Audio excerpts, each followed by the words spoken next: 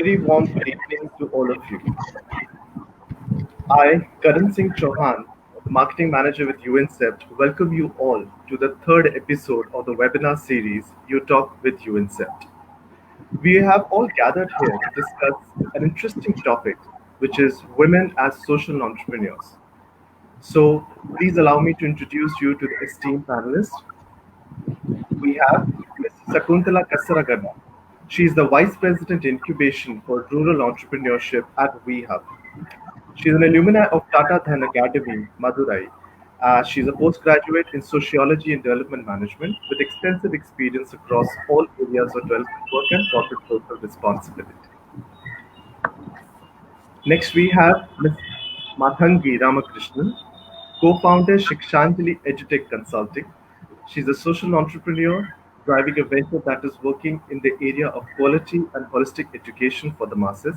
She comes with an eclectic mix of non-profit and CSR work experience. Next on the panel, we have Ms. Swati Singh, founder Aseem Shakti. She is an alumni of Mumbai University with more than a decade of her experience across the corporates. She runs a very interesting social entrepreneurship wherein she helps the women from this third or the low strata of the society by giving them an employment and opportunity to explore. And last but not the least, we have Ms. Nupur Agarwal, founder of Evolve Foundation. Ms. Nupur is also the founder and CEO for Kisan Window. Now, Kisan Window basically what they do is that they connect the farmers with the market and they help with making a social impact by giving those substantial rates at the good rates to the farmers. To moderate the complete session and this esteemed panel of ladies, I have Mr. Manish Gupta, who is the founder and chief mentor for UNCEF. And I also would like to introduce Ms. Pallavi Parekh, founder and CEO Ungender. Pallavi is a change management professional turned entrepreneur. She believes that no problem is studied in isolation and there is a strong need for structural efficiency and scalable systems. Welcome you all. Now I would like to hand over the mic to Mr. Manish Gupta to moderate the session. Sir, please. Thank you, Karan. And first of all, welcome to all the ladies for to this show. The intent of UTalk is that we need to create a better ecosystem for the entrepreneurs for tomorrow from a country. We have a huge, I would say, mindset, the inclination, the intent to become entrepreneurs. We have created huge companies, organizations, enterprise, which today not only have created an impact in India, but all across the globe. But can entrepreneurs create a social change?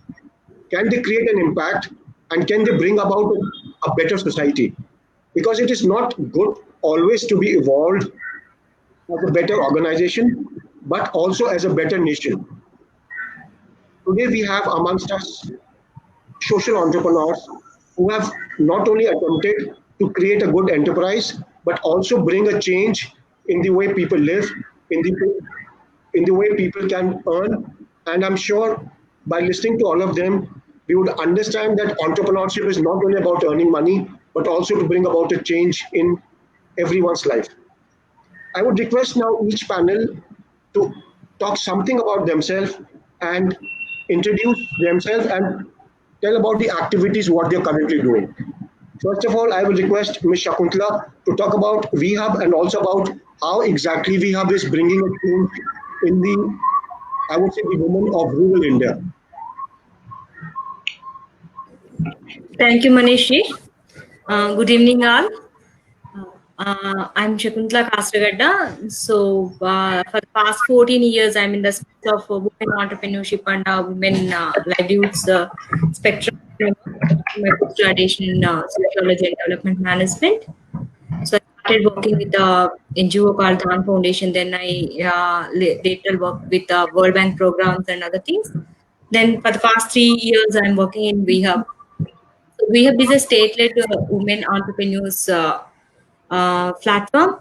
where it's an incubator, which is the only state-led incubator in the country for the women. It's been initiated in the year 2018 on the International Women's Day with an intent to bringing women on the policy table. Means the women who wants to be an entrepreneur should be able to tell what they need in the policy level for them to become a successful entrepreneur in the area of sector agnostic. Women startup doesn't mean that it's only for IT or something, but we have works on the sector agnostic aspects.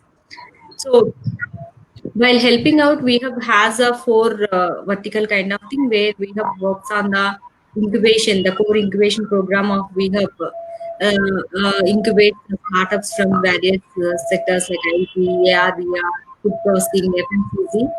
And also we have worked with the completing the government support, like a government schemes, evangelism, scheme operationalization, and working with inter-departments to operationalize the schemes.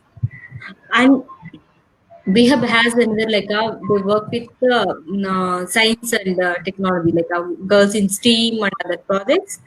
Well, apart from that, we have has a project called Project Haran now, which we are working with GIZ, German Economic Development Board, where this Project Haran now concentrates on the women in the tier 2, tier 3 and rural areas for the women entrepreneurship.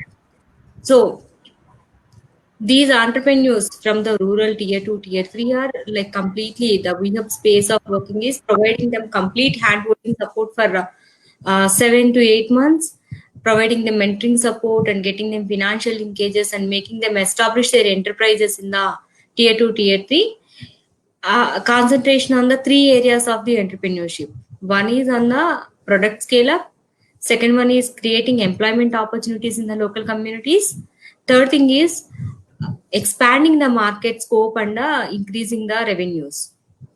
So these are the three major aspects which we work on Project Haran now. And we have also has a special social enterprise accelerator program with the help of Direct Aid Australia, where we work with the social entrepreneurs. It's also sector agnostic. These social enterprises are for-profit social enterprises which works to concentrate on the social issues, addressing social issues. These are all women-led social enterprises. And all the enterprises which are we have worked on, the women either should be having a 51% of the stakeholder in the enterprise, or the woman is a sole functionary of the particular startup. So I think I have answered Manish's question here. Thank you, Shambhutlaji. Now I would request Ms. Ramakrishnan if she could just give a brief introduction about herself and about her company also, please. Sure. Thank you so much, Manish. Hello, everyone present here. My name is Matangi, and I'm a social entrepreneur. I think my journey with the social sector started about 11 years ago when I quit my corporate job and I decided that I needed to do something more meaningful and more impactful. Subsequently, I worked with a non-profit for about 5 years, and I worked in the CSR domain for about 3 years after that. And I think both these experiences that I gained, seeing both sides of the coin, really helped shape my social entrepreneurship journey. I have been a social entrepreneur for about 4 years now. I drive a venture that works in the area of quality and holistic education. And essentially, we work in the area of improving academics as well as developing social and emotional skills in children. And we work with the government, with corporates, with smaller non-profits who are working on the field. And we work directly with government and private schools, as well as the community. What has been a beautiful part of this journey has been how, in a short span of time, we have been able to create a lot of impact. The government school system is kind of, thought of as a bit of a challenge when working with these initiatives, especially something as socio-emotional, which not everybody is on board with or not everybody understands. But we have seen such beautiful results with it, how the community has kind of come together, how the bond between teachers and students has improved in these government schools, and how children have actually improved their attendance to the school and actually taken more interest in the studies with our activity based curriculum being implemented and our empathy curriculum being implemented, it has really helped us, envision something much larger than what we started out with. So that is a little bit about me and my organization. I'm sure we'll talk more about it as we go along. Thank you so much. I would now request if Swati, you could share about yourself and about your organization, please.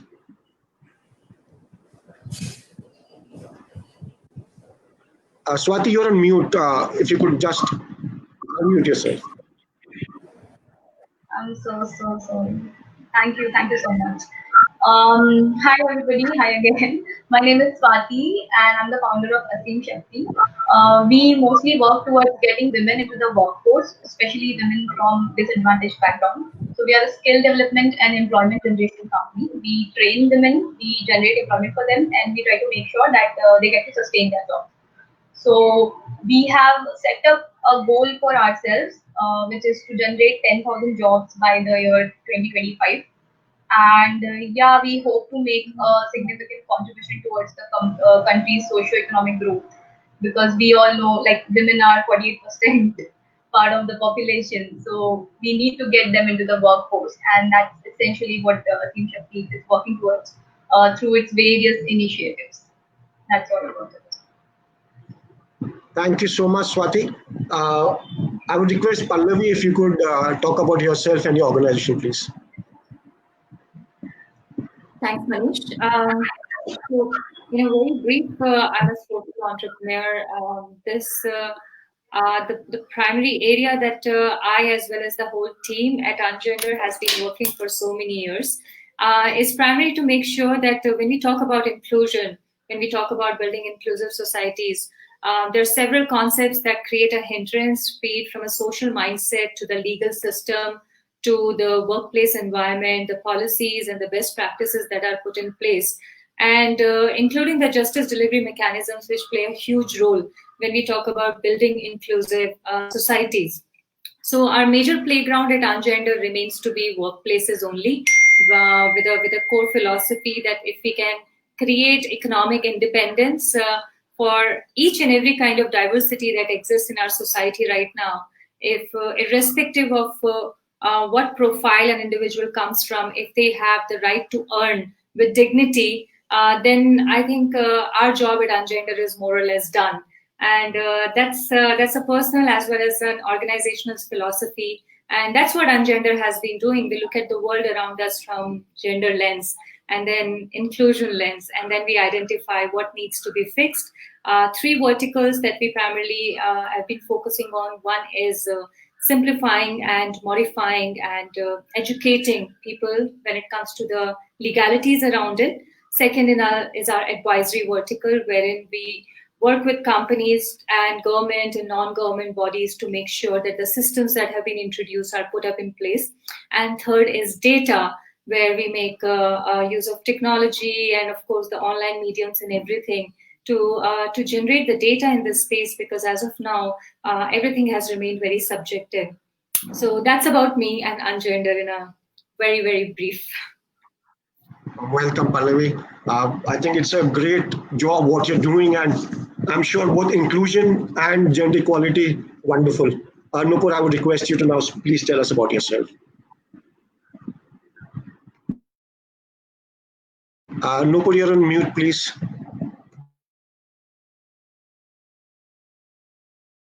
Can you hear me now? Yeah, Nupur, please. Hello? Yeah, awesome. I was just saying, like, thank you so much to Karan and Manish and the entire team of UNICEF for inviting me on this esteemed panel and to discuss about social entrepreneurship. So a little about me, and I'm an accidental social entrepreneurship, I guess. I happen to be studying entrepreneurship in the UK, and then my love for bringing about a change, my love for changing the world, got me into collaborating my business acumen to my core nature of improving the society.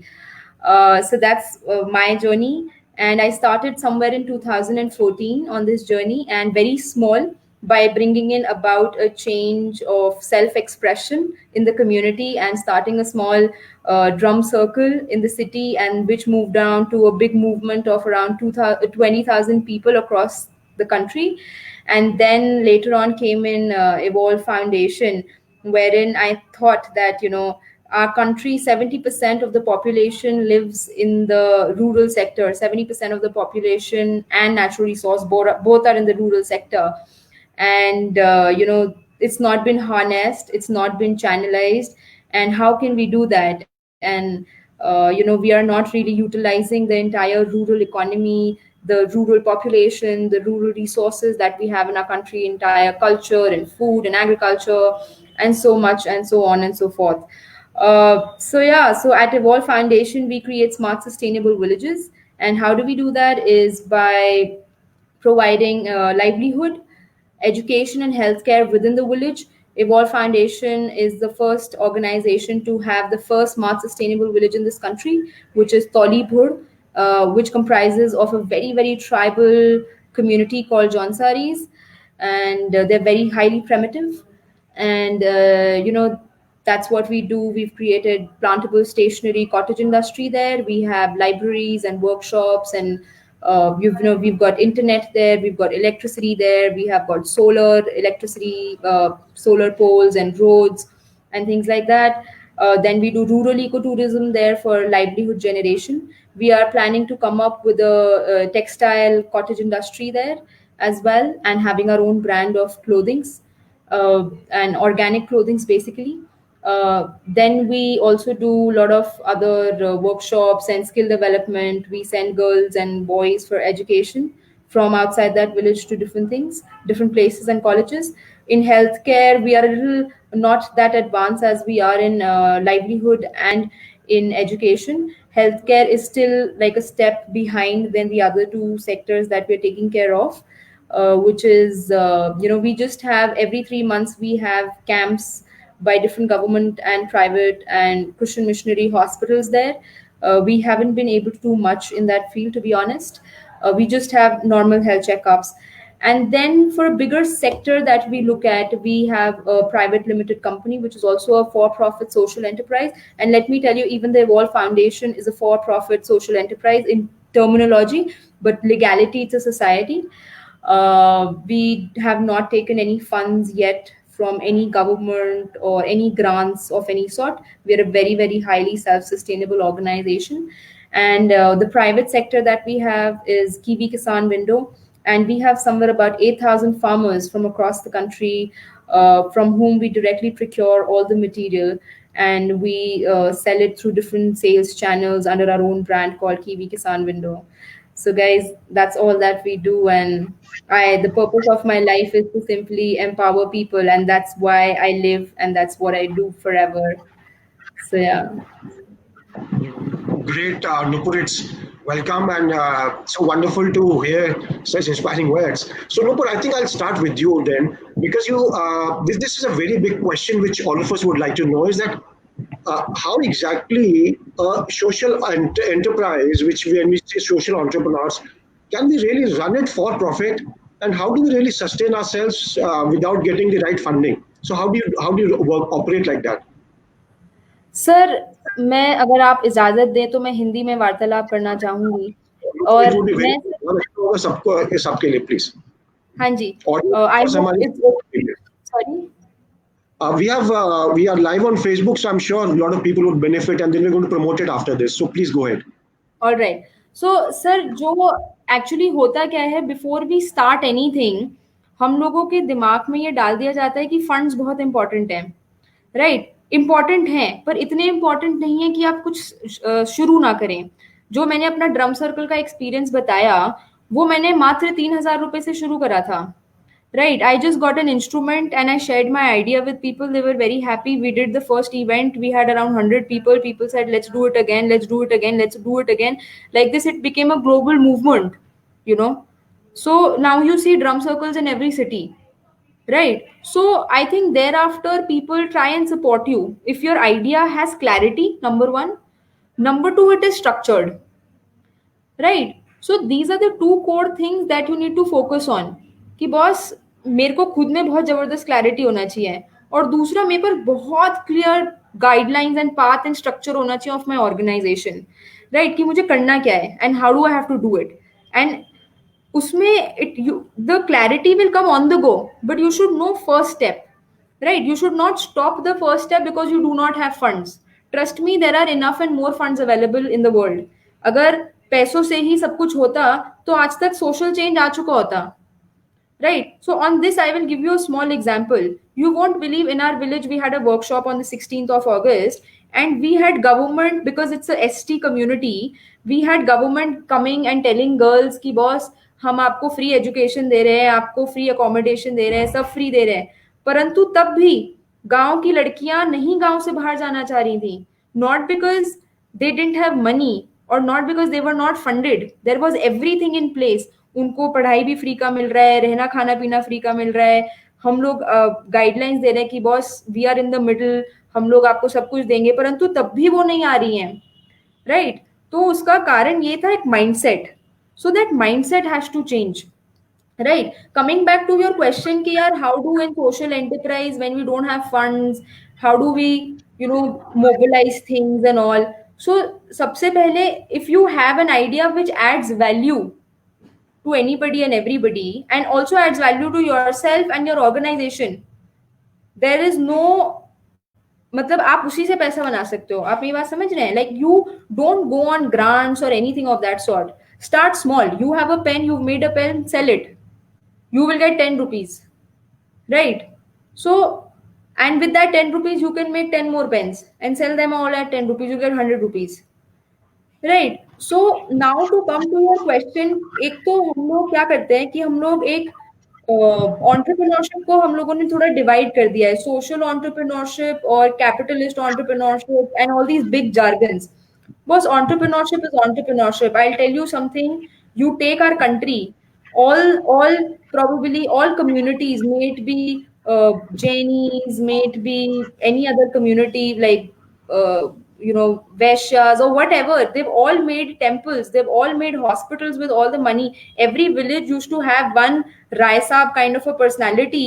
He would make schools, he would make he would make hospitals, he would make industries, he would make everything, right? And he also earned money and dispersed his income for welfare, for industry, for everything.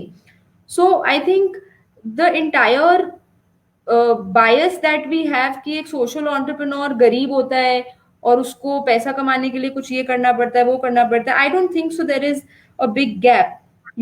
बस बीच में हुआ क्या है in this from 1992 or a little before that till 2013-14, I would say that we became extremely capitalist. मतलब हर ही कोई extremely capitalist हो गया. उसने कहा यार पटाखे बनाने के लिए बच्चे मर रहे हैं तो मार देते हैं, पर अपन को तो पटाखे बनाने हैं, एनवायरनमेंट भी खराब करना है. So we just have to be little more sensitive to things like these, right? And then make products, make services, have more inclusion in your organization, do everything, right? But like get going, do it.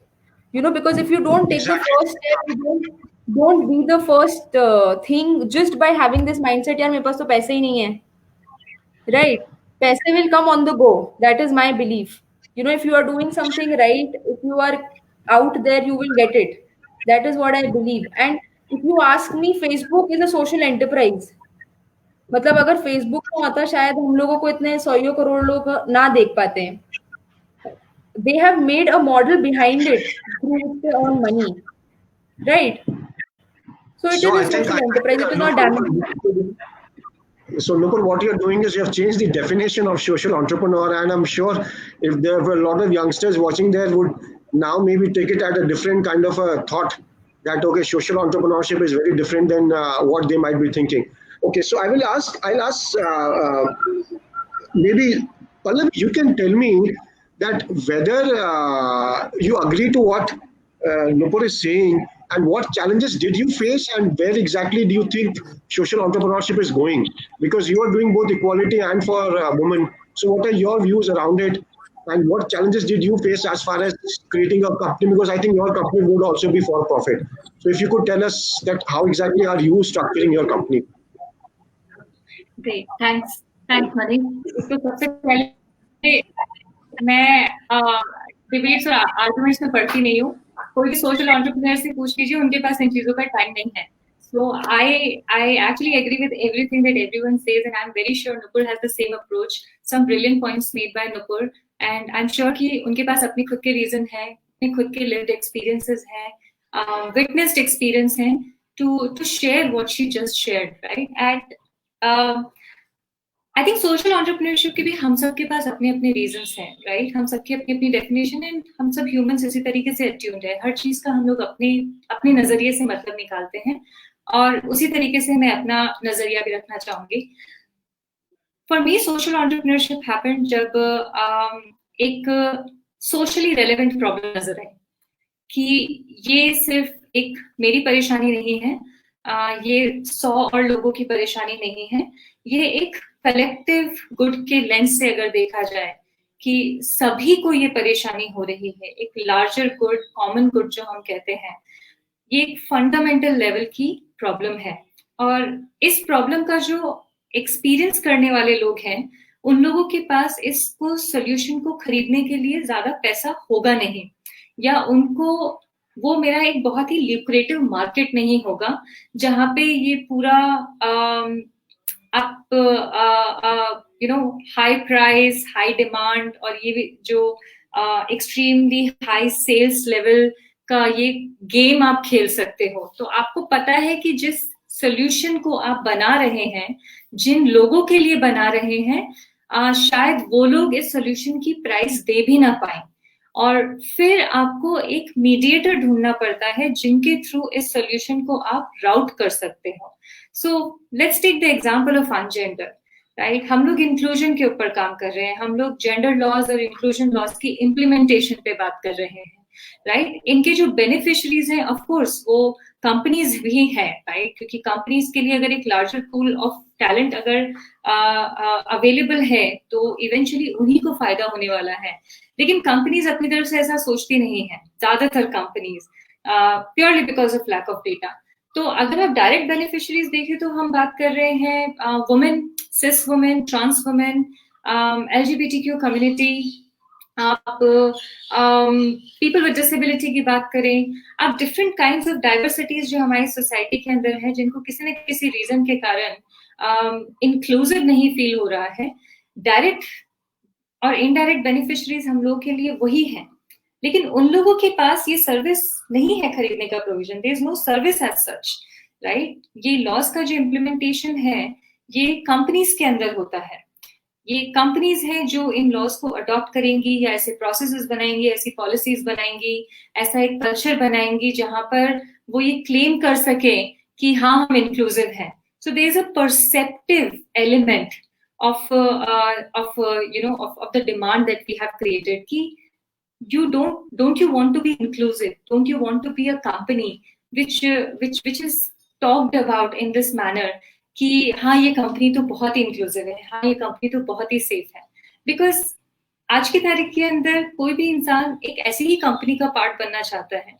Nobody wants to be part of such an organization where they are not respected, where they are not feeling safe, and so many other things. So, to be very frank with you, it's been a difficult job, but ये journey हर social entrepreneur की बहुत ही unique होगी. I would say ये journey वैसे भी हर entrepreneur की बहुत unique होती है. So social entrepreneurship में थोड़ा सा challenge आ जाता है, because जितना आप मेहनत कर रहे हो सबको convince करने में that this is for the larger good, this is for the larger good, उसके returns उतने immediate नहीं होते हैं. Also because on an everyday basis, रोजमर्रा के बेसिस पे और हर महीने अगर आपको अपने कंपनी की परफॉर्मेंस देखनी हो, अपने वेंचर की परफॉर्मेंस देखनी हो, तो आप जो नंबर्स देखेंगे या आप जो आउटपुट देखेंगे वो आपका P&L स्टेटमेंट तो होगा ही होगा, ऑफ कोर्स, बट आपने कितना इम्पैक्ट कर दिया है, आप उसके ऊपर ज्यादा फोकस करने वाले हैं. तो प्रायोरिटी शिफ्ट है social entrepreneurship. Yeah, I think Pallavi, you answered it nicely, and I'm so happy that it's a very different kind of a dimension what you've given. So where Manish, can I add just yeah, can I please. just add something? Yeah, please.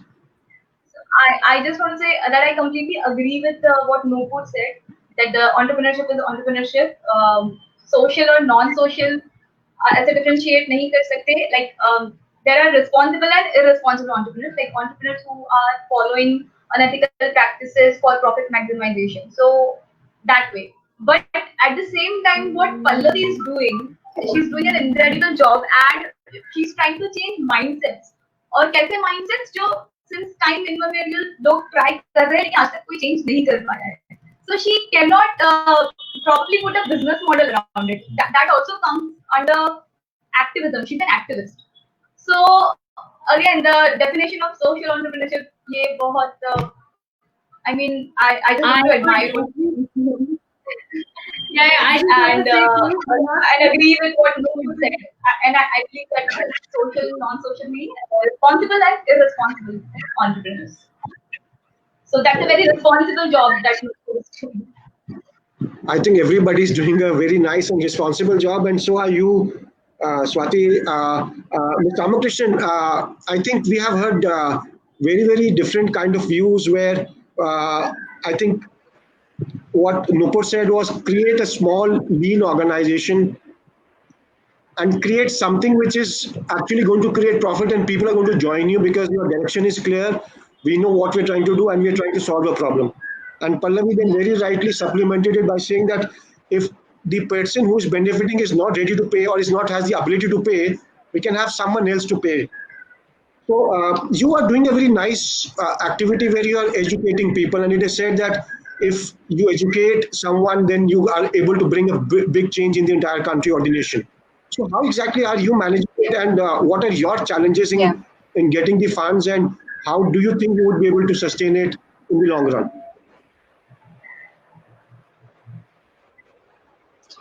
Thank you for that question, Manish. While Pallavi and Nupur were talking, I was thinking something on the same lines. Because while I agree with Nupur, but I do feel that there are certain kinds of, projects and initiatives, social interventions, which don't directly fall under, which can't be entirely self-sustaining, or perhaps not immediately at the most, right? So what we do at Shikshanjali is pretty much on the same lines. Education is something you probably start working and you don't see the impact quite immediately, right? Anything from 5 to 10 years is a good period for you to start seeing results. So these are the kind of projects where you don't have a ready product to show that, this is what I have and you can fund this, or you can buy this from me and I can be entirely bootstrapped. So yeah, that has been a bit of a struggle for us, to be very honest. And we are a kind of a hybrid model, you can say, where we rely on funds plus projects where we get paid for capacity building of teachers, of other stakeholders in the education sector. That's how we've been managing. But I completely agree with both Nupur and Pallavi that this has to be a more self-sustaining model for it to be long lasting. And that was our vision when we started with Shikshanjali. We knew that, we all of us who got together and started Shikshanjali were coming in from at least 10 years in the development sector. And we'd seen the struggle that from starting an organization or being part of a non-profit, at some point you deviate from, your vision because of lack of funds. You start doing projects where you are getting funds as opposed to really doing core, vision-oriented projects. So that was one of the main things that we kept in mind when we started Shikshanjali, that we wanted to be self-sustainable. Things are, a bit of a challenge because, like I said, we don't have a ready product to show. The impact shows in a few years. So that is a bit of a struggle. But like both of them said, and in fact, Swati also said, that if you have a project or a product or anything that solves a global or a national problem, sooner or later you are going to show impact and people are going to start believing in your project, and then funds start coming in, whether that comes in through projects, through bootstrapping, or through grants or CSR funds. That happens. But for me specifically, I can definitely say that a combination of grants and projects, bootstrapping works well for Shikshanjali. And that is a very good way to go, because till the time that you are at that junction where you are completely self-sustaining through projects, you have certain funds with people who believe in your project, who have similar vision as you, can keep you sustaining for that amount of time till you start showing impact, and then you know, kind of start getting projects in that way, and you can sustain the project. And that, I believe, is the best model to go ahead with in the long run. No, but there's a big challenge here. There is the legality in the country says that if you have to take grants, then you have to be a Section 25B company or you have to be a registered society. So I really it's open to all of you that where exactly do we start from? Should we make a company which is for profit, or should we make a registered society? Should we make an NGO, or should we maybe Ms. Shakuntala can guide us because she's at the VHub. And what is the way we should start our company? Because if I create a company which is like a normal company, then it's sometimes difficult to get the grants because you have to get a 25B registration done. So if you could just help me out and maybe the audience, that what should be the legal structure we should create when we are starting this kind of a social enterprise? Ms. Shakuntala, if you could start with, and then maybe others can.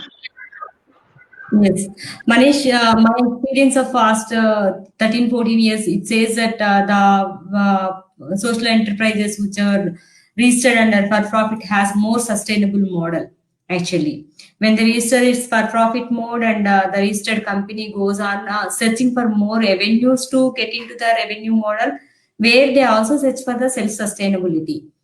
So I'll give you one example. We have a startup called Urvi, where they collect the holy waste from the temples and make involve the local community to make it convert into the essential oils and soaps and kind of personal care products. So the holy waste is like collected very disciplinedly from all the parts of the city by utilizing the local community and others, and also they involve them in the production process. So like that, any enterprise, when any social enterprise, when they are working on addressing one social problem, and at the same time, enterprise itself says enterprise is nothing but it's for a revenue generating enterprise. Enterprise is a thing that has to generate results. So for me, like as we have stand also, we suggest whichever entrepreneur turns to us says that I wanted to work on this social issue and I wanted to register on which mode. So always we suggest them to be on a for profit mode and start generating revenues, but don't depend on the grants. It has to be like there are certain platforms now. There are investment platforms, there are credit linkage platforms, and there are also like certain kind of market linkages which they get to get the sustainability. As part of this, I'll also quote one of our other startup which works on the restoring the DNAs of the criminals and child abusers, the juvenile delinquents in the systems, where they work on the startup works on the creating the criminal profile to make the people aware of not to get into this. This startup is also a for-profit startup where it's generating good revenues.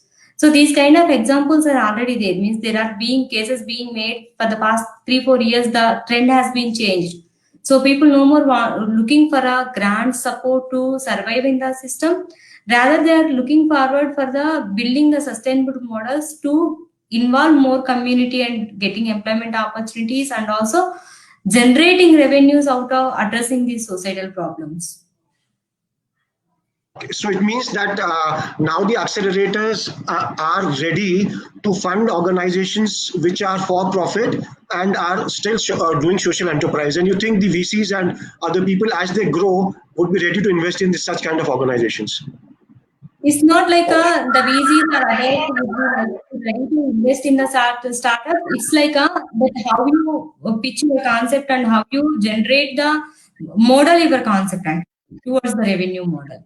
So how sustainable you are making this concept, not putting into so much of investment and not putting so much of grant in, where you have to like involve the community where you are addressing the social problems. That involvement even giving them back, like generate for them also giving in terms of employment or a skill or a kind of knowledge where it involves the community whose problems we are addressing, then the problem and the problem solution would be easy for the social enterprise to go for the revenues.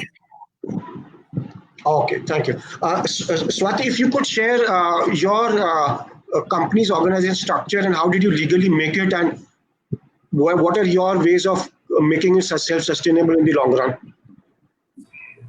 Yeah, sure. So, about it relates to the previous questions that you asked. I think it completely depends on the founder's vision, whether they want grants for their company or not, how they want to run it, what kind of investment they want in the company. जैसे Nupur ने कहा, she never needed it. Her business is sustainable. She never needed it. But I think grants should go to companies or organizations who deserve it more than organizations who have a product to sell or revenue generating organizations basically. Coming back to coming back to Asim Shakti, I was very clear since the beginning that I do not want an investor in the company. So I was so clear that I registered it as a one-person company. So there is no scope. So I like, even if a friend or someone who asked me like they want to join me as a partner or something, they want to invest in the company, I was clear that I do not want an investor or a partner who brings in money until I'm sure of, until there's a model, there's a valid model concept which is validated. So I was also clear that after 2 years, I do want an investor in the company. I do want the company to. I have always imagined the exponential growth for this company, which I think is only possible when there's an investor who works like your partner. So these were my thoughts when I was registering this. We are today, like after 2 years, it's only now that we have started looking for an investor. And today also, Asim Shakti is a one-person company, but as soon as we get an investor, we convert it into normal private limited company. So it completely depends on the founder's vision for it and if you are a revenue generating organization or not. So grant, I think the revenue generating organization should leave the grants for more deserving organizations. That's what I feel about grants and raising funds. Yeah, I think Swati, I think your point would be well received by the audience. Pallavi, if you could. Can I? Yeah, please. Can I add to that? Yeah, please, more, please. So coming back to what you initially asked as to whether to register as a non-profit or whether to register as a company, it's always, a struggle to decide. But it largely depends on what you want to do and how you want to do it. Because just for the benefit of audience, जब आप NGO register करते हो तो आप largely funds पे, CSR funds पे या grants पे dependent होते हो. लेकिन लिमिट नहीं होता है कि आप सिर्फ उसी के थ्रू काम कर सकते हो. You can create self sustainable projects, you can create products and sell them and make your entire project self sustainable. So that doesn't stop you from doing that. अगर आप नॉन प्रॉफिट रजिस्टर कर रहे हो तो it doesn't stop you from taking a self sustainable route, right? But when you register as a company, initially that whole CSR and the whole grants is completely out of reach. All you have in terms of grants or any kind of funding support is these accelerators, these incubators who support you, right? And eventually you can make it sustainable. There are some hybrid models, much like what Shikshanjali is, where we are the mode of project that we have, the mode of implementation that we have is a two-part implementation. That we are an organization that kind of creates the whole structure, systems, curriculums, training programs, monitoring, and all of that. But the implementing arm is a non-profit, which enables us to also take CSR funds in partnership with them. So people can look at a hybrid model. That was one point that I wanted to make. And yeah, I think that's about it. I think this is also where the government needs to step in because the social entrepreneurship scenario has changed. Everything has changed now. So the government needs to change their policies also. They have limited, like they have put a limit on it. ये choose किया तो ये नहीं कर सकते, ये choose किया तो ये नहीं कर सकते. Just like the new education policy. Now you're not limited to taking science, arts, or commerce. So I think that freedom we like us entrepreneurs should get. Government should think about it, changing, giving us that Yeah. freedom. I think Swati, I will definitely put it a point whenever we have a next meeting with the Startup India, and it's a very nice suggestion. And this kind of a Thank confusion you. has been, because the social enterprise confusion has been there for a long time, and which needs to be Yeah. addressed. And therefore, I wanted to have your individual views that how exactly the younger generation should look at it. Because the way Nupur put at it, if I'm sure the lot of young people would be interested to set up organizations which are solving a big social problem. Okay, my next problem is that I'll start with Pallavi. Pallavi, can you tell me how do you attract talent? Because you have a lot of people who are working with you.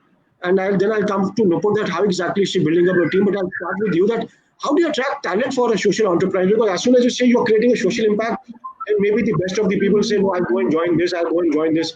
I'm not sure whether I have a right career from here or not. So how do you attract the right? Because building up a team is the key to really compete with the for-profit organizations of tomorrow. Pallavi, please. Yeah, that's true actually. Thank you for putting this very important question forward because जब भी कोई आपके लिए एक NGO, social enterprise या एक सामाजिक संस्थान के टाइटल से सोचता है, तो सब यही एक्सपेक्ट करते हैं कि आपके पास पैसा नहीं होगा देने के लिए, एंड वो आई थिंक सबसे बड़ा डिटरेंट है टैलेंट नहीं हायर कर पाने का. एटलीस्ट मैंने फेस किया था स्टार्टिंग के अंदर, बिकॉज इससे पहले की जो मेरी स्टार्टअप थी वहां पर भी हम लोगों ने बहुत स्ट्रगल किया to hire the best of the talent, लेकिन आपको उनकी सैलरीज भी मैच करनी पड़ती है. And one thing that we were always sure as a team also and as me as a person and Ungender is that we want to have the best of the people out there. But जब वो apply करेंगे हम उन्हें ये नहीं कहना चाहते कि सॉरी हमारे पास सैलरी नहीं है आपको देने के लिए, या अभी इतने में ही कर लेते हैं, आगे देखा जाएगा. ये सेंटेंसेस मैंने भी यूज किए हैं, and I am blessed and I am very lucky that Ungender के काम को देखकर आज की तारीख में अगर आप अनजेंडर की टीम को भी देखें तो I have got people there who joined this movement, who joined this company, who joined this team, just going by the vision of what you're planning, what you're aiming for. And we were like the pioneers in their own field. We are just so blessed to have them as part of it. But at the same time, I'm not saying that right now also are actually doing justice to every penny of the talent that has decided to join us as a team. But we are on our way. There has to be some respect and dignity to the salary that we take home. There has to be some justification to be able to tell your team members that this is where we are growing, and you have to have this in a very consultative manner. One thing that I was very, very, very selfish about, and I'm a very possessive person when it comes to teams, all my team members thankfully understand this, is I don't want कि वो जुड़े तो हम लोग सब जुड़े हुए अनजेंडर से हों, लेकिन जब भी हमारी मटेरियलिस्टिक नीड्स, और मटेरियलिस्टिक नीड्स भी मैं ये नहीं कह रही हूँ कि हमें शॉपिंग करनी है, ये सब करना है, या घर खरीदना और ये सब, simple basic life sustaining needs की जब बात आती है तो हम एडिशनल असाइनमेंट्स ले रहे हैं या किसी और के साथ साइड कंसल्टेंसी प्रोजेक्ट्स कर रहे हैं या ये सब कर रहे हैं. Alignment of the team was a very core ingredient at our end, and इसीलिए भले ही अनजेंडर एडवाइजरी, कॉर्पोरेट एडवाइजरी स्पेस में है और जेंडर एडवाइजरी स्पेस में है, I quickly wanted to correct Swati on this one because what she said, I do not want ungender to get associated with the word activism. We are a corporate advisory firm and we would like to continue being that only. Has taken a long journey for the corporate world to understand that when we talk about inclusion, it is not social service. When we talk about creating or opening that talent pool, this is not social service. You're not doing good for the society. You're doing it good for yourself. It's doing good business. And that's also another reason whenever companies or anybody approach us and tells us कि अच्छा आप तो women space में काम करते हैं, आप तो जेंडर स्पेस में काम करते हैं, आप तो फ्री में कर देंगे क्योंकि आप ग्रांट्स के लिए कहीं और अप्लाई कर रहे हैं. Because ये common thought process है, right? So we have to correct them that yes, we are in gender space, we are in an inclusion space, we are an advisory, but at the same time, we are not a non-for-profit. We are not a non-government organization. We do not receive grants for anywhere. We are very hell-bent on creating an internally sustainable as well as scalable model. And hence, we do not do any pro bono, we do not do any free work. As long as we are dealing with businesses, we don't do any free service. And these are the small steps that take you toward creating the sustainable, business model, thereby attracting the right talent, thereby being able to afford that talent, and thereby able to keep that talent with you, and then grow together. Great. Yeah, and here I would like to add to Pallavi, as she said very correctly, that if you are working in a gender space or working with a woman, it doesn't mean that you are equally activist or you can be a feminist. Here, the economic enablement is the major step which takes you to the building a sustainable society. It's not for women empowerment or something. Women empowerment cannot be built in a system. It can be brought by bringing the economic enablement to the women. So whatever she was telling, that social enterprise cannot be like a no, cannot be like NGO, or it has to depend on the grants. Where we have also supports it so strongly, saying that when you're working in a space, creating the economic enablement and the conducive environment for the women entrepreneur to avail the basic or existing support systems are the major key for the social enterprise to get success. Okay, great. I think, Nupur, would you like to add that suppose tomorrow Evolve Foundation has to become the Facebook or the WhatsApp of tomorrow, you really need to have a sustainable business model, which you are saying you're building up. But how exactly do you think you would build up that team? Like what Pallavi said, she had a different way of looking at things. She wanted that people to be passionate about it. What are your views? How would you build up that team which is going to create that kind of impact that people would love to work for Evolve, ditch Google job, do not go to Microsoft and come to you?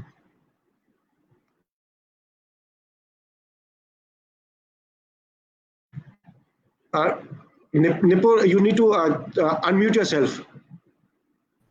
I thought your team was doing that. Okay. Okay. So just a small example for me first, which was so I was in England. I was in a decent I graduated from there. I got a good job offer. I started it. I left it and I came back. Then I started working in my dad's organization. I didn't like it. I left that. My dad was really angry with me with that. And then somebody from his family friend suggested I should do civil services, and I didn't know what civil services is. And I happened to clear my examination and I left that. So I think passion, as what Pallavi said, is extremely essential when it comes to getting a great team. So first you have to be extremely passionate about it. It doesn't have to be a mere simple idea. You have to live it. You have to probably go and live in the village to understand what problems people face there. You have to go and live amongst that community where you want to bring in a change. You have to suffer it for yourself, to be honest. It is not only living, like you have to go through that pain to be able to bring in about a change. Gandhi ji had everything going for him. He was from the bestest of the family of this country. He studied in England, came back, but he lived in a village. He created Tolstoy's farm in Africa. He wore a dhoti to bring in about a change, and it was a concoction of Swadeshi movement, where he promoted indigenous and cottage industries and said, asked people to ban the other. It was Dandi March, which was a social influential mass sort of a movement, wherein he asked people to walk with him. Again, derived by a economic this thing that ki bhai desh ka namak hai, namak pe tax nahi hona chahiye. Namak is the most common thing. So till date there is no tax on namak in our country. Otherwise, rest everything is taxed, right? So what I'm trying to say here is, yes, the people working with you need to be extremely passionate about what you're doing, and that is with everything. One of the panelists was also speaking about education, right? So I think when we're trying to educate, Byju's is also a social enterprise. They have brought in a revolution in the education industry. If you see, they got online before they even before COVID hit the world, right? And I think COVID is a great bell ringer to tell people that, boss, it is enough that you've been insensitive towards towards gender, towards environment, towards other thing. You have to be sensitive now. You have to be inclusive now. You have to do something that matters, and not just do something that makes a fool out of the consumer, may it be service or product. You have to add value in some way or the other to every stakeholder, from the producer or the provider to the end consumer, right? So I feel once you have that in place and you are cool enough with what you are doing, I think the youth today, or even I would say people above the age of 40, 50, they'll be very happy to join you, right? If you have that coolness quotient, you have a quotient which is impactful. You have a quotient, a brand image, a value proposition which is moving, which is changing the world, which is changing the mindsets, which is which is out there and speaking volumes. Why do people want to work for Google?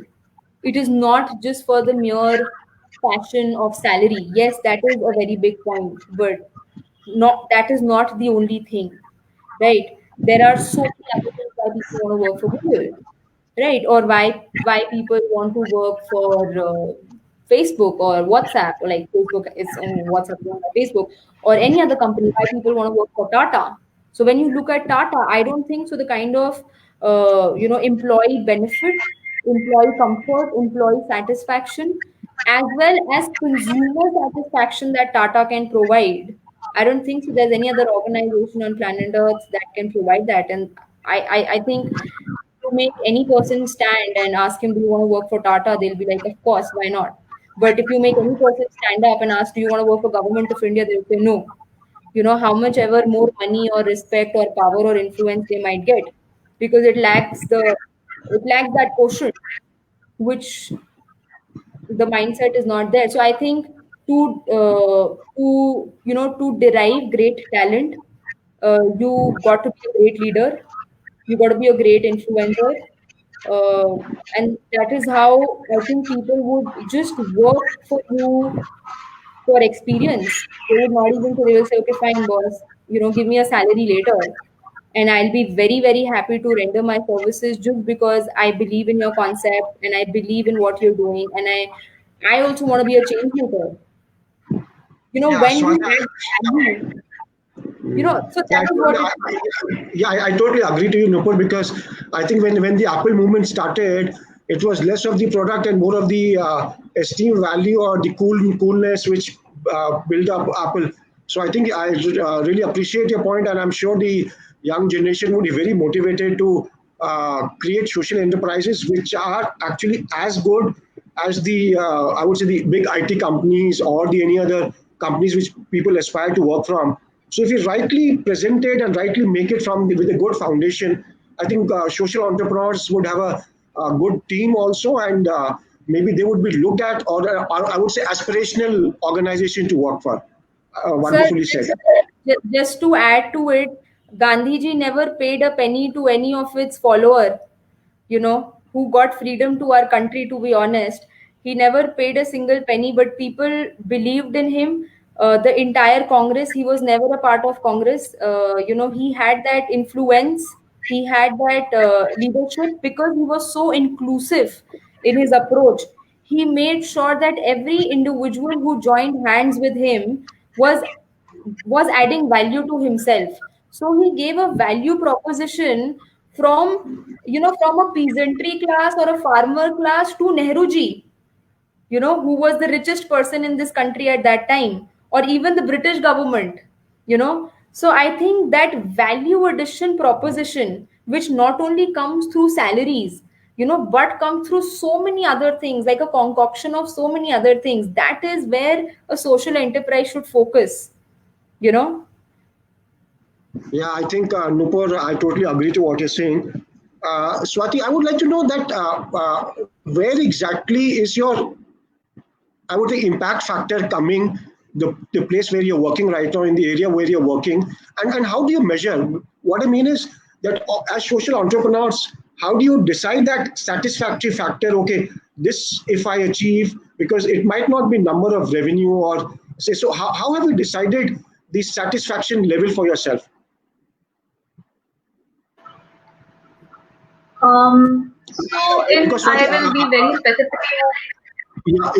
and I was very happy to see the sari which I read about, which had a pocket and which became very popular. So if you could just share that story also with us. Yes, yes, sure. So I'll be talking about specific things specific to Aseem Shetty, as you asked, how do I measure impact?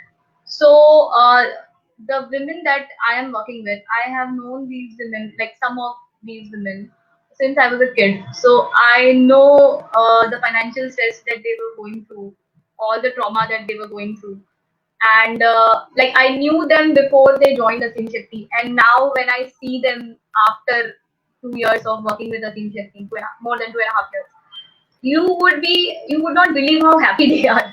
And it is, I realized earlier, like when I started it, I thought, I'll honestly say that I thought earning, getting that financial independence, that will help them. But I think much more than that, like how we go to schools and colleges and we have friends and we take pride in belonging to an organization. They never got that chance before. So just the fact that they're coming to a workplace every day where they're meeting people who are going through the same misery that they are going through, and that they belong to an organization. They're not just that 4 to 5 hours that they can put in, that escape from whatever they are going through in life. That is adding value, and that is worth everything. The entrepreneurship and social entrepreneurship comes with a lot of stress, but at the end of the day, when you look at them, you just want to scale your impact exponentially. You just want to, like I tell these women, what you have got from Aseem Shetty, you have to make sure that 10 other women get that, the support that you got here. So that is how I measure the impact that we are creating. And we want, like, when we started it, and when we started seeing the impact, we were very sure that we have to make it reach to its potential, where it can impact thousands and lakhs of women. That's all about it. Great. Shakuntala ji, if you could tell us, do you think the role of work? Yeah. Swati wanted to say something. I forgot to talk about Tari. I forgot your. No, we'll talk about it. Shakuntala ji, if you could share about how exactly do you think the government is working around it, and what are the future steps, if you are aware, if Niti Aayog or the accelerators, or if you could also share that we have the Bill Gates Foundation investing in India, or any other international organizations which you think are supporting social enterprise, which I think all of us have missed, and you want to throw light on it. Yeah. So, government incubator in Telangana state. Telangana state has many prevailing opportunities for the women entrepreneurs actually. So we have many kind of schemes where women entrepreneur gets the capital investment subsidy, and there is an inter subsidy linked, and there is also kind of electricity and other subsidies for the women entrepreneur, along with the rental subsidies and other things. As along with this, the international organizations, the Directorate of Australian Consulate General, they are supporting for the social entrepreneurship for the for-profit organizations, which are involved with the technical interventions. Like either they are using the technological intervention or missionary or any kind of a platform for building this. So likewise, German government also with this economic development board and collaborated with Ministry of Skill Development and Entrepreneurship. They are also supporting rural entrepreneur enterprises in the space of like creating employment and product standardization and growth in the revenues for the rural women. So this can be also considered as an organization level, can be as social enterprises, because this brings the impact in the community by creating various economic avenues and the social avenues for the women to grow a lot in their own communities without having to migrate to the cities and without having to work in any other being an employee, because they can create their own enterprise and they can work on that by providing this kind of support. And also from Niti Aayog side, there this ACIC, like Atal Community Innovation Centers and other things, where they are supporting in tier 2, tier 3 and rural areas for the social innovation and intervention projects, where they are looking forward in the agri and food processing sector, the kind of interventions and innovations in technology in the entrepreneurship, where these all kind of programs are, like as you said, the Bill Melinda Gates and others. They're mostly like helping the entrepreneurs who are bringing the change in terms of product standardization, and also bringing the employment avenues to the rural folk, and also for the economic enablement of the women entrepreneurs. So as far as I'm concerned, now Telangana government is also bringing the food processing policy for the women entrepreneurs to bring the mechanization and automation of the food processing in the rural Telangana. So I think I have answered.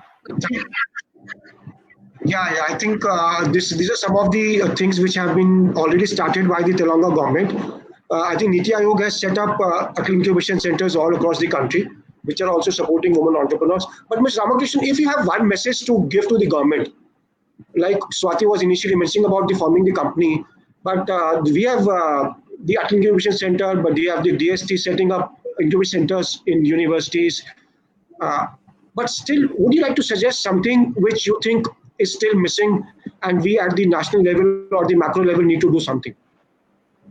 Actually, these Sure. entrepreneurships are like a kind of new platforms where people are like still exploring the opportunities, like how this can be legally structured and other things. There are there are regulations, and there are also certain kind of opportunities for the people to register under whatever. Like as Matangi said, there is an opportunity for a parental company, like having set up in a non-profit firm and associated with a for-profit Section 20 company for their products and generating revenues.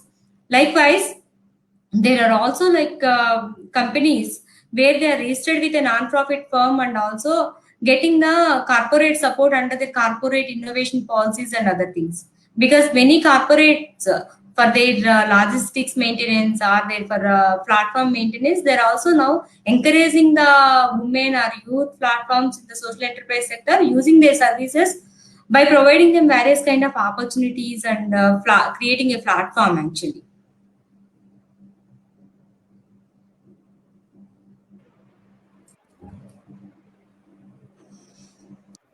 Manish, Anish, you are on mute. Oh, so sorry. Ms. Ramakrishnan, if you could just share one message for the government, please. Sure. So, actually, like everyone else has spoken, and especially Shakuntala ji, definitely there are policies, there are, a lot of relaxations when it comes to startups, and I'm sure with respect to social enterprises, a lot is being done now. But where I see the gap is the intent to collaborate, because I feel like government is used to being run in a certain way. And we've all, I've been in the sector for about 11, 12 years now, and we've all collaborated with government at different levels, state levels, district levels, and across, different states. Some state governments are more open to collaboration with non-profits and social enterprises. Some are a little reluctant. But I think when we make the policies, one of the aspects that we probably do not address is the trickle down effect, whether the implementers of the policies at state level, at district level, at block level, are they on board with it? Are they inclined to partner with nonprofits and partner with social enterprises, and join hands with these people? Because one of the things that Shikshanjali really believes in is collaboration. The scale of things that we are trying to do, the vision that we have is immense, it's huge, and no one organization or one kind of organization can actually go the entire length and do what we intend to do, bring the transformational change that we're all hoping for, it has to be with collaboration. So what I have personally experienced in the last 10-12 years is a little more inclination towards collaborating with social enterprises, with non-profits, to bring about that change, and not just say in terms of a transactional partnership that, okay, we've signed an MOU and now where are you, a quarterly report or a 6-monthly report, but an actual involvement, support, hand-holding, a joint project, in fact, with the government. I think that would be immensely Great. impactful. Pallavi, do you think social enterprises are now ready to be funded, and the VCs, and we should now have a maybe specific pitch deck for all of you, and which should be looked at from different angles? Because this is something which has been talked about in our circle, that okay, now social enterprises, instead of looking at the numbers or the revenue, let's look at something else. So do you think we have arrived at that stage?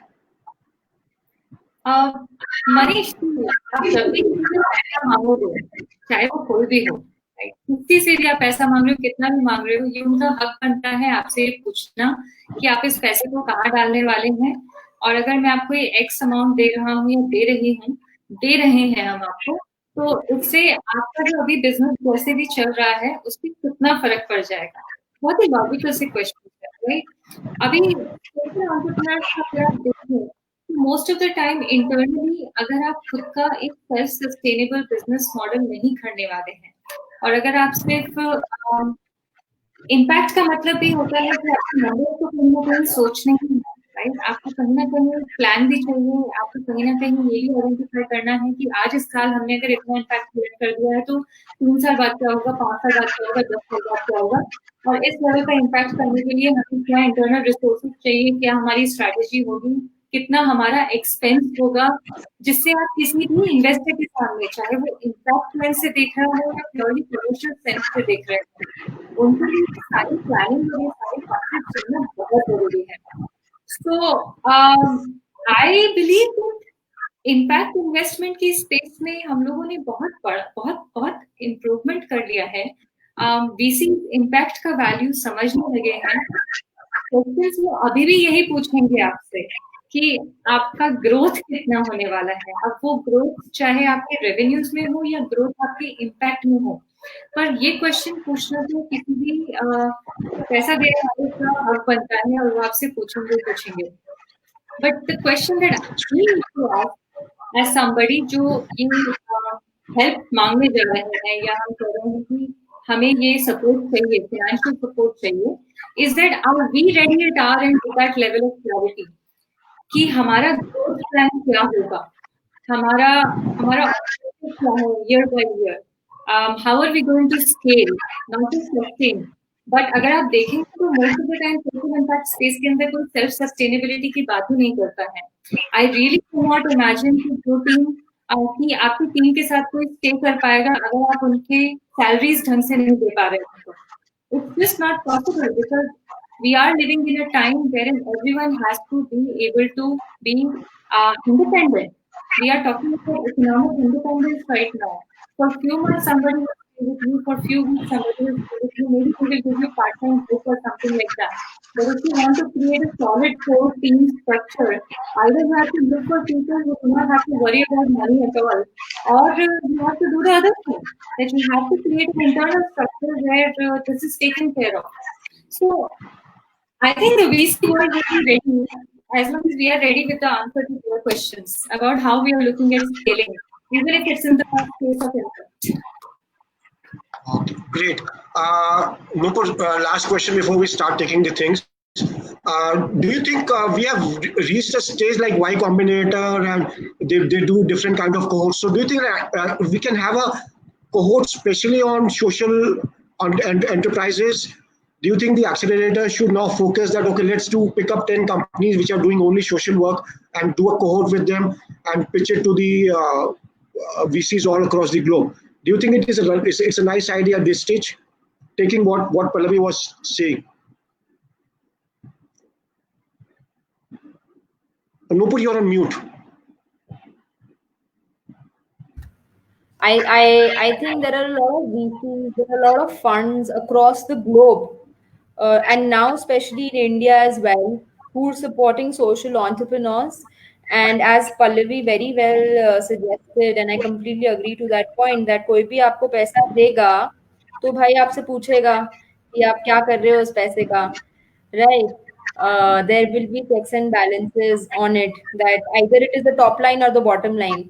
In social impact, top line is impact, ki how many lives have you revolutionized or changed, and bottom line is again your balance sheet, P&L. So like, what have you done with that money is very important. And I feel today there is no business who's actually looking at कि आप plastic से कुछ बनाओ. Like every hospitality industry is looking at preparing their raw materials locally, getting their foods, not having plastics, being eco-friendly. And I think that also gives them that leverage and edge to sell, go organic and things like that. Right. So I think it is a very, this is the way forward. Actually, social entrepreneurship is the future of the world. Let me just tell you that, because now the difference between social change after COVID, especially difference between social change and capitalism, they have they are not, there is no gap between the two. It's almost on the same lines, right? What will you call a company which is creating drug for or vaccine for COVID? Don't you think that's a social enterprise? Yeah, I totally agree. I understand, Nupur, where you're coming from, because things are going to be very different and people are going to maybe understand it from a different perspective. No, So, one last message. I'm sorry to interrupt. So, but if you see every share, I will just give you an example. There is a company called Bharat Immuno Medical something something. Uska share ka naam hai BIBCL. It March, that company said that we are investing into getting COVID solutions. The stock price of that company was 5 rupees 20 paisa. Today it is 41 rupees 80 paisa. You're understanding You the know, world yeah, is yeah, Nupur, actually, you're actually putting everything in mathematical numbers. और आपने ना सारा discussion social enterprise का इतना business like कर दिया. I'm so happy, and I think everybody is going to gain from it. So, since I would just like one minute each to give a final message to the audience about what do you think about social entrepreneurship, and what do you think they should do, or what they should check before they get into it. Okay, so I will start with Ms. Ramakrishnan, then Swati, Pallavi, Nopur, and Shagutla ji, you can just summarize it in the end. Sure. So I think Nupur said right in the beginning, that why do you have entrepreneurship and social entrepreneurship? I agree with her, because the need was when companies started working on social and environmental issues, we came up with the term social enterprise. But I feel like we need to mainstream it now. It doesn't have to be social enterprise and enterprise, or an entrepreneur or a social entrepreneur. There's also a very nice question in the chat window which says, what can we do to drive youths to become part of social enterprises? I think this is what you can do. Like a decade or two ago, we couldn't imagine any other profession than becoming a doctor or an engineer or a lawyer or something like that, right? But now there's so much out there. People are becoming YouTubers, people are becoming painters, and they're earning money out of it. Earlier, people were thinking, oh, इसमें पैसा नहीं है तो हम इसको सिर्फ hobby की तरह कर सकते हैं.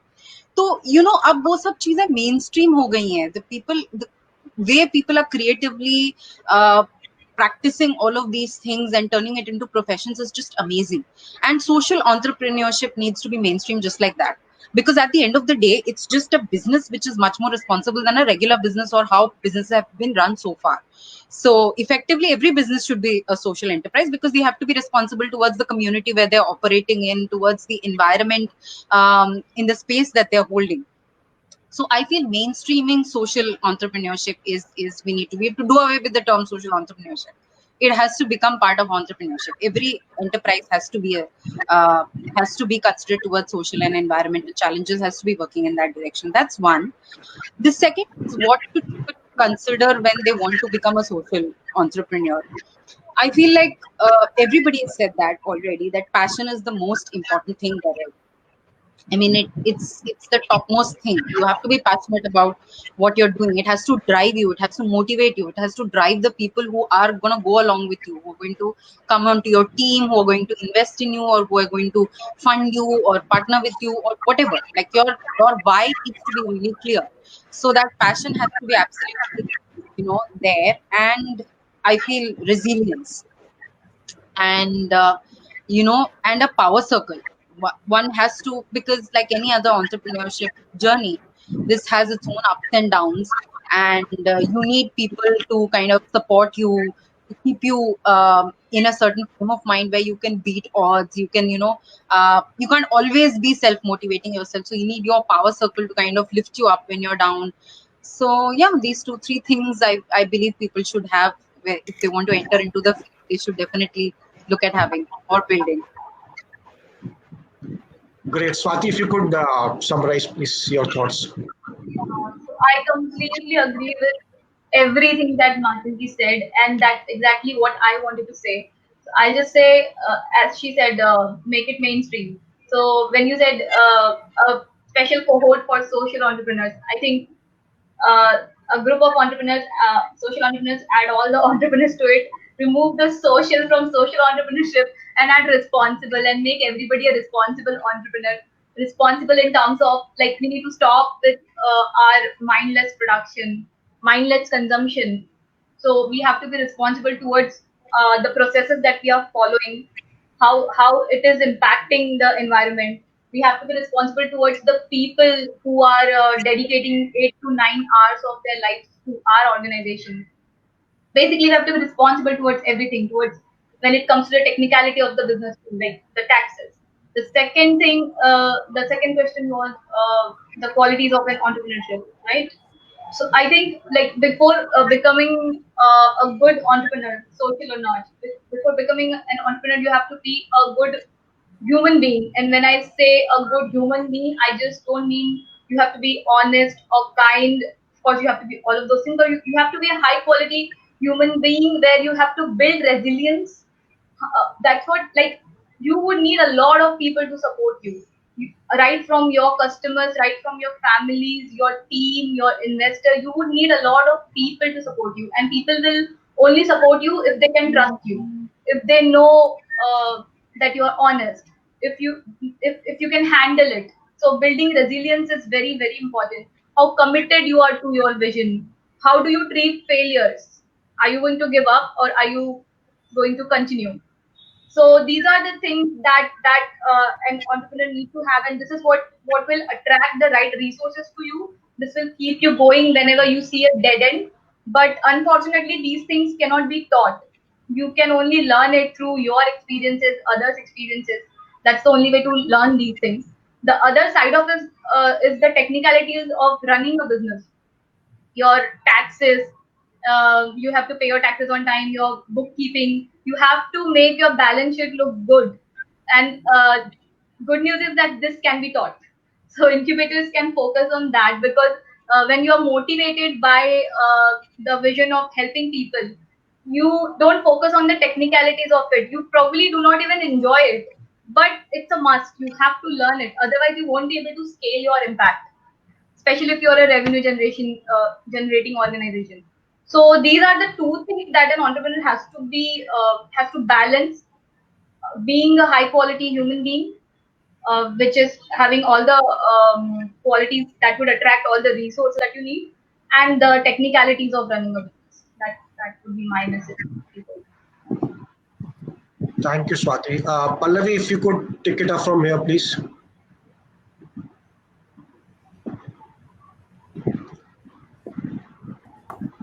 I think we lost Pallavi. I think so. Nupur, till that time, if you could just give your concluding remarks, please. So do you want me to answer the two questions here, or do you want me to just say I think I've said enough? So anything like a concluding remark? I feel for the youth, they are extremely motivated as it is, and they just need the right guidance. Uh, Secondly, again, as everybody said, entrepreneurship social entrepreneurship should be mainstreamed with entrepreneurship, and I think that is happening. I see a lot of funds doing that. Even in normal startup accelerator and incubators, they ask you, boss, what is the impact that you're creating? What is the change that you're bringing about? So that's there, and I think everybody's concluded it for me. I don't have more things to say. All that I can say is to everybody is that don't try help anybody. Do not try help. Try empower. Rather than giving them a fish, give them teachings and knowledge about how to fish. Because you die and the fish dies with you. Right. So you die and the fish, like the person still remains fed, is more important, right? So empowerment is more important, value addition is more important. And trust me, at any stage, if you can give value to anybody, nobody will ever leave your hand, because human beings aren't that stupid, right? We all know that, right? So add value in everything and anything that's possible. So empower people, add value, and find the purpose of your life. That's a message to the youth that I want to give. It's okay if you fail 100 times, but find your passion, find the purpose of your life, and sky's the limit. Great.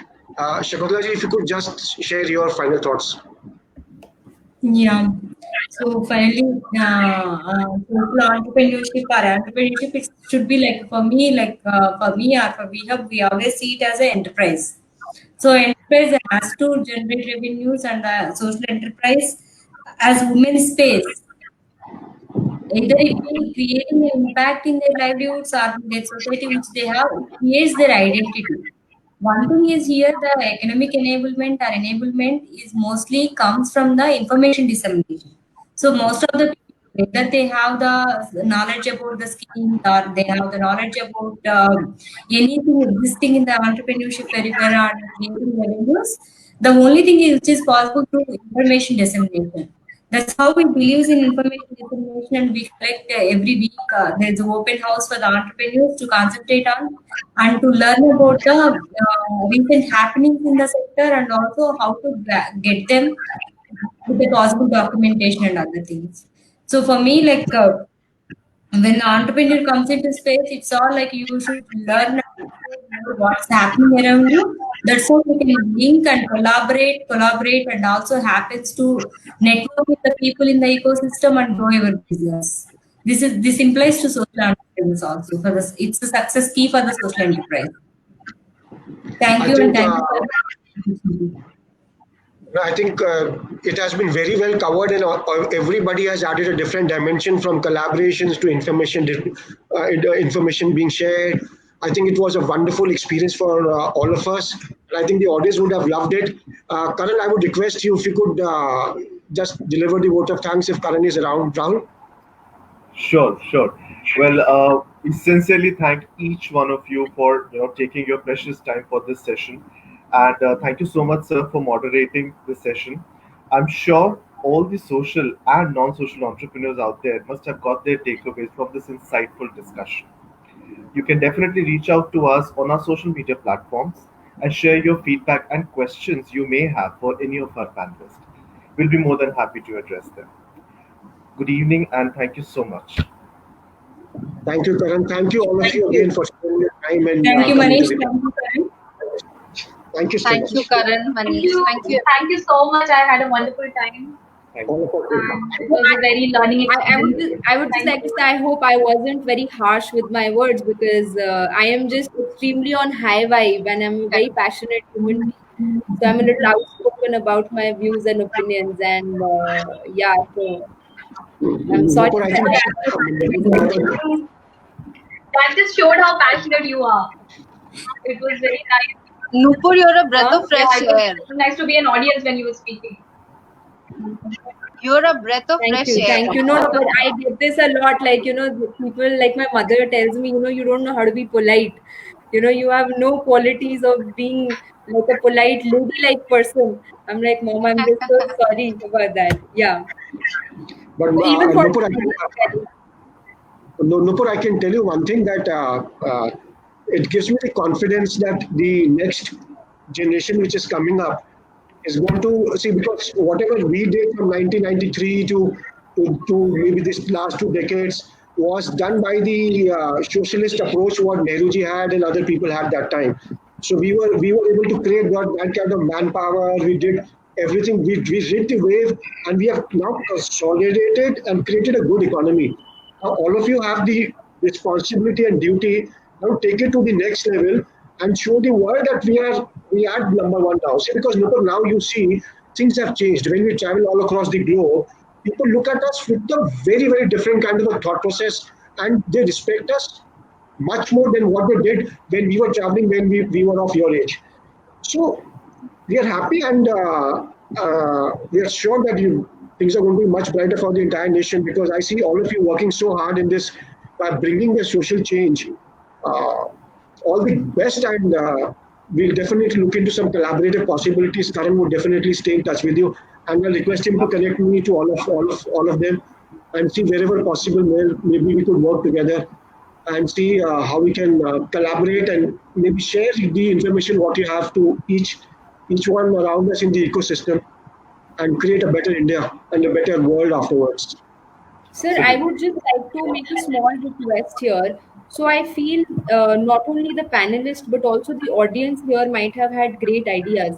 So I don't know if there is a group on Google Group, or you have a networking site where everybody can be a part and share. I don't know how does that work at your end as an organization, but probably if you can create like a Google group where you have ideas and people have questions, and like all the panelists, like audience can connect to us and we can connect to the audience in some way, and probably be a mentor to a few people watching on the other side. I would be really happy to give my time, energy, and resource and network to anybody who's looking for any sort of support and help, because it was done for me by so many people when I was starting up, and I would like to pay it forward to probably anybody and everybody who's looking for any sort of help, may it be professional, may it be commercial, financial, like anything possible. So if you could connect me to your network base or audience or whatever, anybody who's looking for any sort of help and empowerment, I'm very, very happy to be there for them. Yeah, I think Nupur, we would definitely try our best to get you connected, and it's a wonderful offer what you've made. So all the budding entrepreneurs there who want to get into social enterprise, or maybe only as an enterprise, because you've talked about all aspects, we would definitely would connect you to all of them. Thank you. Thank you so much for the offer, and thank you all of you again for sparing your time and coming to the platform. Thank you. Yeah, Thank you so we much. missed Pallavi. We missed Pallavi because of a bad connection. She couldn't be a part of the farewell talk. But yeah, I mean, she's conveying her thank you to each one of you. Karan, this is not the farewell. This is the beginning of a new journey. I think the kind of ideas what we have shared, it's hardly. I don't see such kind of transparent discussions happening ever on forums. So I think it's a starting of a new. Yeah. Thank you so much, all of you again. Thanks. Thank you. Have a great day and stay safe, guys. Thank you. Thank Stay you. safe. All right. Thank you. Bye-bye.